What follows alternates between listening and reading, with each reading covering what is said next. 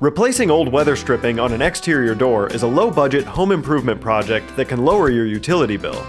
So in this video, we show you a simple way to fix a drafty door.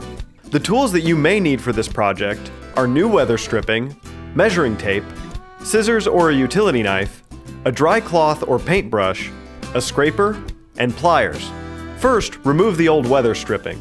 You may need to use pliers to pull it away from the frame. Visually inspect the frame and make sure it is clear of any debris before you start installing the new weather stripping. Measure the length of each side of the frame and cut the new weather stripping accordingly.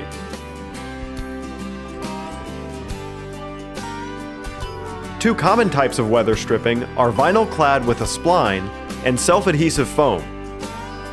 For vinyl clad weather stripping, once it is cut to the correct length, push the spline into the slot in the door jamb. You may need to use a dull putty knife to push it into place.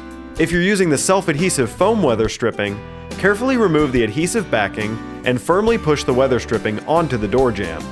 To test if you have a tight seal, take a piece of paper and close it in the door. If there is resistance, then your seal is good.